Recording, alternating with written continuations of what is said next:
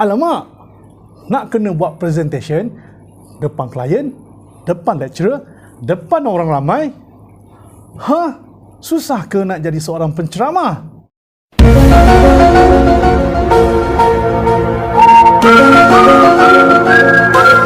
Assalamualaikum guys. Bertemu lagi kita dalam video kali ini di Bro Han Channel. Untuk kali ini saya akan berkongsi dengan anda 8 tips bagaimana untuk menjadi seorang penceramah yang awesome. Tapi sebelum itu, jangan lupa tekan button subscribe dan tekan lonceng untuk notifikasi video seterusnya. Okay guys, susah sangat ke nak jadi seorang penceramah ni? Bagi mereka yang dah biasa, mudah aja. Tapi bagi mereka yang tak biasa, berhadapan dengan orang ramai adalah satu mimpi geri. Yelah, bukannya senang nak berhadapan dengan orang ramai. Perasaan debar, perasaan gementar tu sentiasa ada. Jadi, saya akan berkongsi dengan anda bagaimana kita nak mengatasi masalah-masalah ini dengan teknik-teknik yang betul, yang ringkas dan mudah. InsyaAllah. Jadi anda perlu menonton sampai habis video ini. Saya akan berkongsi 8 tips tersebut. Sebenarnya saya dalam bidang public speaking ini dah lebih pada 15 tahun. Adalah pentaulihan dari beberapa agensi, level-level mastery. Tapi yelah, bukan nak cakap apalah kan, dah memang profession saya begitu. Tapi kalau nak diimbaskan sejarah saya, mula-mula saya developkan saya punya communication skill, bermula masa saya jadi seorang salesman. Saya pernah jadi salesman kereta, saya pernah jadi salesman buku, saya juga pernah jadi salesman ubat kuat, ubat majun, Salasa. Tapi saya bukan nak cerita pasal majun pada kali ini. Saya nak berkongsi dengan anda bagaimana nak menjadi seorang penceramah yang awesome. Okay guys, ceramah atau presentation ini adalah kita yang menyampaikan sesuatu maklumat, info, ilmu kepada orang lain, iaitu audience. Itu yang dikatakan presenter, penceramah, speaker dan sebagainya. Jadi macam saya buat sekarang ini pun sama sebenarnya. Cuma kaedahnya dengan berhadapan dengan anda sebenarnya dalam video kan. Tapi sama je kaedahnya. Okey. Tips yang pertama, mempunyai penampilan yang menarik. Maksud dia, kalau anda nak buat sesuatu presentation, persembahan, mestilah ada memakai pakaian yang menarik. Ya ke kena pakai pakaian menarik? Mestilah kena pakai pakaian yang menarik. Menarik macam mana? Ikutlah keselesaan anda. Ikutlah kesesuaian di anda. Contoh, kalau anda daripada sektor swasta, sektor awam, sektor korporat, pakailah pakaian korporat, baju korporat contohnya yang mempunyai logo jabatan, logo syarikat, ada tanda nama. Paling tidak pun pakailah kod yang name tag. Itu basic saja. Kalau anda seorang chef, pakailah pakaian macam chef yang menunjukkan anda seorang chef. Kalau anda seorang ustaz, pakailah pakaian macam seorang ustaz mengikut sunnah. Tapi macam Ustaz Don, dia punya penampilan cukup menarik. Saya suka. Sebab apa? Dia smart, klasik, dengan cap kadang-kadang. Tapi dia menyampaikan dakwah. Saya suka dengan dia. Saya minat dengan dia. I like you, Ustaz Don. Okey. Contoh lagi yang saya rasa menarik, macam Tan Sri Tony Fernandez, yang CEO Asia. Kalau dia buat presentation dia kan, kita tengok pakaian dia. Dia pakai smart casual. Lepas tu dia pakai cap. Cap dia tu AirAsia Cap. Itu menunjukkan branding diri dia dan juga branding syarikat dia, AirAsia. Nampak tak? Jadi bersesuaian lah. Okay? Bottom line, apa yang saya nak beritahu, pakaian yang menarik mampu melihatkan anda seorang penceramah yang awesome. Dia akan membangkitkan aura anda. Itu penting. Janganlah orang kata pakai yang seke-seke. Come on lah kan. Pakai t-shirt boleh pakai t-shirt tak boleh? Boleh ke tak boleh pakai t-shirt? Tapi kalau anda level-level kayangan contoh macam Mark Zuckerberg, Toki FB ataupun Steve Jobs, Apple, pakai t-shirt dan seluar jeans, tak apalah. Tapi kalau anda yang level bawah-bawah ni kan, macam saya lah kan, janganlah pakai t-shirt. Kalau nak pakai t-shirt, pakai play card, pakai seluar Jepun. Kalau nak sembang kari dekat kedai kopi, no problem. Okay. Tips yang kedua, tahap keyakinan yang tinggi. Macam mana nak upkan level keyakinan kita bila kita nak buat presentation? Kalau saya, biasanya saya akan berdoa dalam hati. Bismillahirrahmanirrahim, kan? Minta dengan Allah supaya dipermudahkan, kan? Dalam hati saja. Itu first kali sebelum saya buka mulut bagi ceramah. Kemudian tarik nafas panjang-panjang, relaxkan diri, jangan terlalu gopoh nak terus bercakap, lakukan eye contact dengan audience. Alamak, lakukan eye contact dengan audience, makin debor rasanya, makin nervous. Jangan take your time, ambil nafas, breathing. Itu dia. Jadi macam saya sendiri pun walaupun dah banyak kali saya melakukan ceramah, tapi bohonglah kalau saya katakan saya tak ada perasaan nervous, perasaan gementar. Memang ada. Tapi bila kita dah tahu teknik ini, kita boleh relax dan kita boleh maintain tahap keyakinan kita. Jadi anda kena fokuskan diri anda kena fokuskan pada audiens dan jangan fikir yang bukan-bukan sehingga menyebabkan anda gelabah. Contohnya, alamak, habislah aku. Alamak, macam mana ni? Alamak. It's a big no. Gunakan alamak dalam fikiran kita. Kan? Jadi, percayalah, 30 second teknik breathing tu, breathing. Teknik breathing tu mampu membantu anda meningkatkan tahap keyakinan. Tapi janganlah nafas tu turun naik.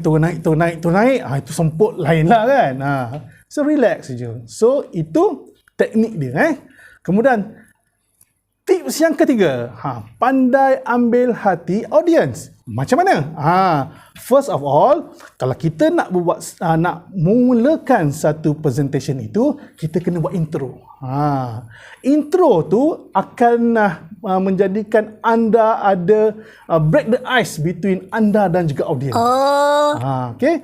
Contohnya, kalau macam saya lah, saya sebelum saya MC kenalkan diri saya akan relax dulu macam tadi, teknik breathing, kan, breathing. Kemudian bila dah kenalkan, saya akan pergi ke depan, kita dah kontrol emosi kita dekat stage tu, saya akan relax dan saya akan buat intro. Intro dia macam ini. Apa khabar anda semua? Saya harap anda rasa sihat hari ini dan rasa bertuah untuk apa? Untuk bersama-sama dengan saya. Seperti mana saya berasa bertuah dengan anda kerana anda hadir pada hari ini. Anda adalah insan-insan yang terpilih untuk berada di sini bersama-sama saya. Begitu juga dengan saya. Apa khabar semua? Contohnya begitulah. Contohnya begitu. Jadi, bila kita buat intro begitu, audiens akan tengok kita. Tertiba je kan. Siapa dia ni? Nampak tak? Contoh dia gitulah. Nampak tak? Jadi jangan awal-awal jangan terus kenakan diri kita. Kita gunakan teknik macam itu kan. Intro dia panggil, teknik intro. Sebenarnya itu dipanggil teknik hook ataupun grab attention. Kan? Lepas kita semua mata dah mandang ke arah kita, barulah kita kenalkan diri kita. Okey. Macam saya, Muhammad Hanafi bin Abdul Rahim, berasal daripada sekian-sekian. Saya pada hari ini saya akan menyampaikan kepada anda 8 tips bagaimana nak menjadi seorang penceramah yang awesome. Begitu.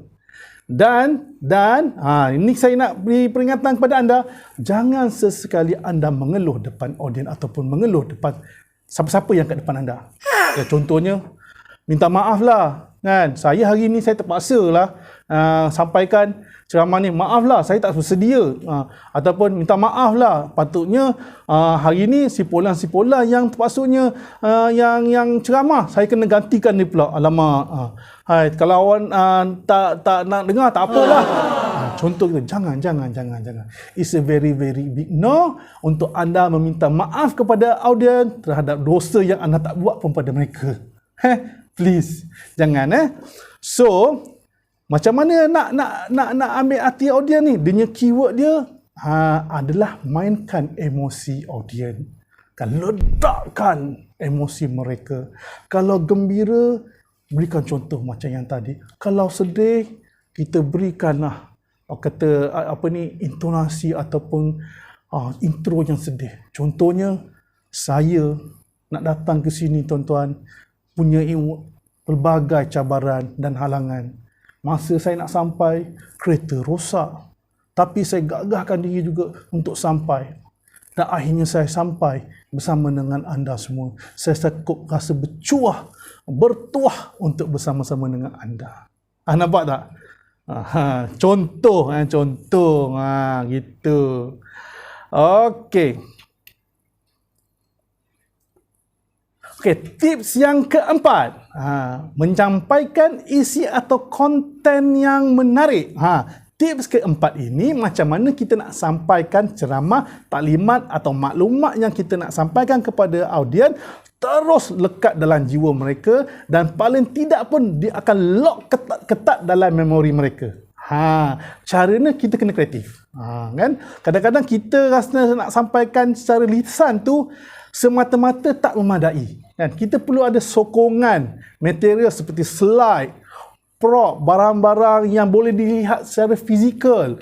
Lepas tu bukan sekadar audiens hanya dengar suara kita, tapi boleh dapat melihat dan membayangkan dengan menggunakan prop-prop yang kita ada tu, apa yang kita sampaikan.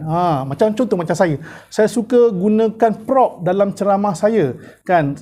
Dengan prop tersebut, saya akan relatekan dengan analogi tertentu supaya mereka dapat membayangkan. Contohnya, saya gunakan air mineral. Saya kata, tuan-tuan, cuba tuan-tuan melihat air mineral ini. Air mineral ini penuh dengan air. Kan? Sekiranya air mineral ini terdapat kotoran di dalamnya, adakah tuan-tuan ingin meminumnya? Sudah pasti tidak kan? Begitu juga dengan diri kita tuan-tuan. Kalau diri kita penuh kekotoran kita, kita tidak dapat. Contoh gitulah contoh kan. Itu intro sikit kan. Contoh dia. Teknik ini kalau anda nak tahu dipanggil sebagai real time stock. Ini yang guru saya ajarlah. Real time stock maknanya sekadar kita selain daripada kita menyampaikan ceramah berdasarkan maklumat yang kita nak sampaikan, kita gunakan analogi, metafora, prop ini untuk kita jadikan perumpamaan supaya mereka macam ini dapat bayangkan dengan apa yang kita nak sampaikan maklumat tersebut kepada mereka. Gitu Okey, saya ambil contoh yang paling mudah kan. Kalau metafora ni kan, tuan-tuan dan perempuan, jika tuan-tuan nak berjaya, kan, kita harus berubah. Ibarat beluncas yang keluar daripada pompongnya dan kembangkan sayapnya untuk menjadi rama-rama yang akan meneroka dunia ini. Nampak tak? Dia punya bahasa klasik kan. Tapi orang dapat bayangkan, nak suruh aku berubah, aku kena jadi macam beluncas lah. Contohnya, jadinya aku nak teroka dunia, aku kena kembangkan sayap lah. Begitu, nampak tak? Jadi itu adalah teknik real time stock. Banyak lagi cara-cara dia. Kalau saya berkesempatan, saya akan elaborate dengan lebih detail bagaimana nak buat real time stock ini. Okey. Satu lagi. Tajuk ceramah. Tajuk ceramah pun anda kena letak tajuk yang catchy-catchy supaya orang nampak menarik, mudah faham dan tak nampak bosan ataupun nampak tajuk tu sangat dry. Saya ambil contoh lah macam ni. Kalau tajuk konvensional lah contohnya. Ceramah amalan pemakanan sihat. Contoh kan. Tak sedap, amalan sihat, makan sihat tak best. Tapi kita kena tukar. Contoh jom, lakukan transformasi diri anda. Amalkan diet sehat. Penceramah Hanafi Rahim. Contoh gitulah. So, tajuk tu nampak dia sama tapi dia lebih catchy sikit lah. Sebab, jom lakukan transformasi diri, anda amalkan diet sehat. Nampak tak? Nampak catchy. Itu contoh. Okey. Seterusnya, tips yang kelima. Slide yang power. Seperti yang saya beritahu tadi, Slide juga membantu anda untuk menyampaikan ceramah, taklimat dengan lebih baik. Tapi jangan terlalu bergantung dengan slide. Kerana apabila anda bergantung 100% dengan slide, slide yang akan beri ceramah. Anda akan menjadi suara latarnya, voice overnya, sebab audien akan melihat slide anda berbanding mereka melihat anda. Jadi dalam slide jangan terlampau banyak sangat informatif atau informasi. Sekadar poin-poin yang tertentu. Jadi anda kena berikan penerangan yang lebih jelas terhadap slide tersebut. Barulah orang akan melihat slide anda sebentar dan melihat anda yang menerangkannya. Itu cara dia. Okey.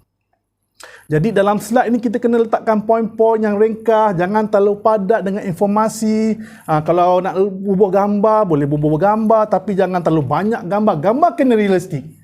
Gambar memang kena realistik. Jangan letak gambar kartun. Saya katakan gambar realistik, contoh kalau kita nak berikan taklimat contoh tentang penyakit kencing manis.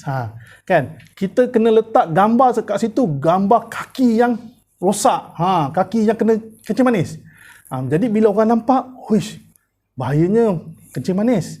Ini penyakit dia. Ini kesan dia. Orang boleh bayangkan, nak relatekan dengan kencing manis. Itu contoh. Kalau gambar kartun, orang tak rasa kengerian kan. Sebab tu lah dekat belakang rokok kan, ada gambar-gambar macam-macam kan. Penyakit, fetus dan sebagainya. Untuk memberikan informasi secara visual. Itu kalau gambar. Kemudian letaklah video-video pendek. Contoh video-video pendek untuk jadikan ia menarik kan. Dan anda boleh blend slide tersebut dengan gambar, dengan information, poin-poin tadi serta video-video lah.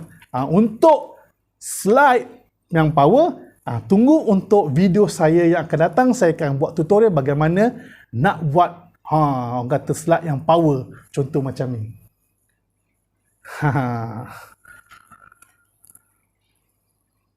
Okey, guys. Tips yang keenam, gaya penyampaian yang menarik. Untuk tips yang keenam ini, saya nak anda praktiskan intonasi nada suara anda. Okay? Anda kena pandai main dengan intonasi suara. Kan? Paling basic pun, lontaran suara kena jelas. Kan? Jangan orang tak dengar apa-apa pun kalau kita bicara begitu. Elakkan suara yang mendatar. Mesti ada graf intonasi. Kan? Turun naik. Dia akan membantu. Especially kalau kita lihat audien dah mula nak tidur. Kan?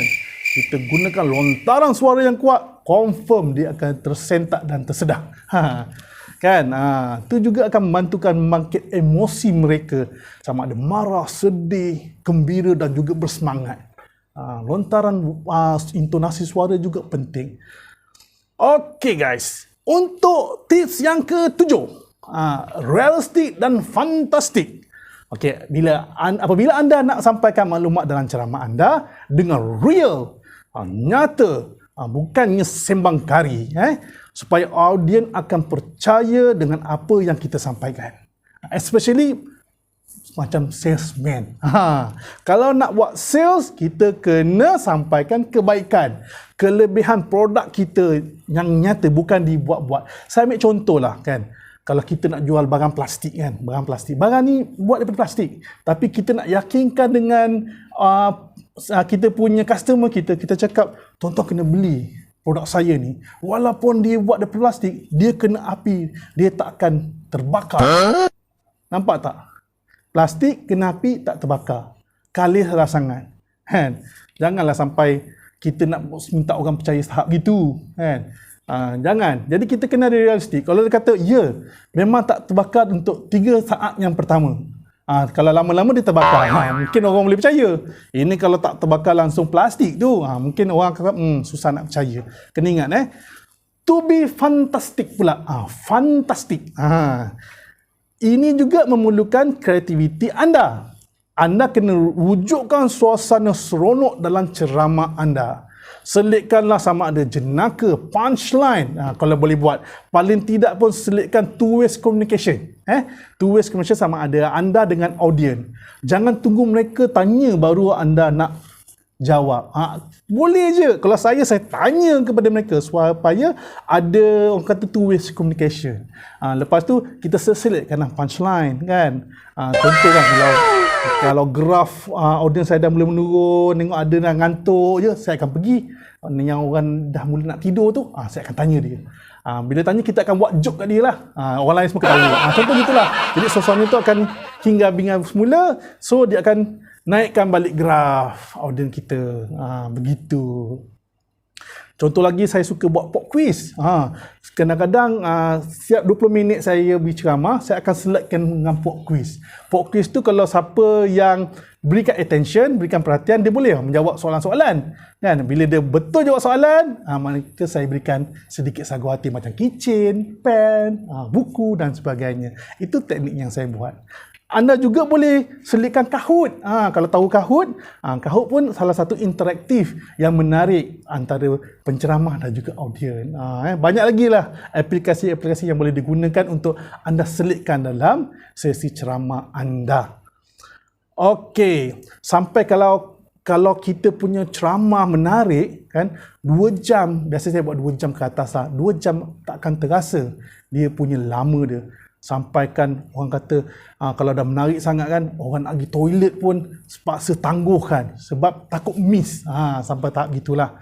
Kalau anda berjaya, anda seorang penceramah yang awesome. Okey. Untuk tips yang terakhir, tips yang ke-8, I am ready sebagai seorang penceramah. Tip yang terakhir ini, anda perlu buat persediaan sebelum memulakan atau menyampaikan ceramah anda. Anda kena be prepare diri anda. Sentiasa buat persediaan dengan material-material yang dapat membantu ceramah anda. Contohnya seperti laptop, mic, speaker, slide, prop dan sebagainya. Kenapa pula kita nak buat mic? Kenapa nak buat speaker? Kenapa nak buat laptop? Sedangkan kadang-kadang pihak penganjur ada sediakan. Better kita prepare buat standby bawa daripada kita tak bawa langsung. Ada kalanya bila kita sampai ke tempat ceramah, teknikal begini sering berlaku. Apabila kita tak ada backup, kita rasa menggelabah, slide tak boleh buka atau dan sebagainya, mulalah kita rasa macam mana buat, panik. Tapi kalau kita ada backup, at least kita ada extra laptop, kita ada extra mic. Dan mic tu biasanya saya pakai yang cordless lah kan, dan sebagainya. Maknanya kalau penganjur pun ada masalah, kita ada penganjur pun melihat kita well prepared kan. Itu dia sebagai backup. Selain daripada itu, kalau kita nak jadi seorang penceramah, kita kena tahu siapa audiens kita. Jadi kita boleh prepare diri kita untuk suitkan siapa audiens kita. Jadi macam mana kita nak tahu audiens kita? Kita kena tanyalah dengan penganjur. Kan, siapa audiens kita? Apa background mereka? Apa level mereka? Jadi kita boleh buat persediaan awal. Sekarang ni pula zaman online. Bila zaman online, anda kena mahirkan menggunakan aplikasi-aplikasi seperti Zoom, seperti Google Meet, Webex dan seumpamanya. Selain itu juga, anda kena tahulah mengendalikan alat-alat gadget seperti kamera, mic, speaker, lightning dan sebagainya supaya ceramah anda secara online nampak menarik. Lagi tough kalau sekarang ni zaman-zaman online kan. Agak-agak kalau dia bosan dengar ceramah kita, dia terus tutup kamera. Terus tak nampak wajah. Jadi ada teknik yang lain lah. Nanti insyaAllah saya akan berkongsi untuk video akan datang bagaimana nak mengendalikan ceramah secara online yang lebih berkesan. Okey. Guys, setakat itu saja. Dah panjang lebar penerangan saya berkenaan dengan 8 tips untuk menjadi penceramah yang awesome. Terima kasih banyak-banyak kerana sudi menonton video ini yang saya sampaikan habis setakat ini. Tetapi insya-Allah kalau ada masa yang lain, saya akan buat video berkenaan dengan slide yang power, ceramah secara online dan sebagainya untuk saya masukkan konten-konten video saya yang akan datang. Okey, jadi kalau ada sebarang komen atau cadangan, anda boleh berikan komen, letakkan di bawah ini apa sejua cadangan komen anda, dan insya-Allah saya akan cuba memperbaiki mutu konten saya akan cuba memperbaiki cara persembahan saya untuk lebih menarik, untuk kita sama-sama berkongsi manfaatnya, insya-Allah. Jadi you guys, terima kasih banyak-banyak kerana sudi menyokong saya, especially untuk Bro Han channel ini, dan jangan lupa untuk subscribe, share, komen dan tekan butang notifikasi untuk video-video yang akan datang. So setakat itu dulu, insya-Allah kita berjumpa lagi di video yang akan datang. Terima kasih banyak-banyak. Assalamualaikum. Jangan lupa tekan button subscribe dan tekan lonceng untuk notifikasi video seterusnya.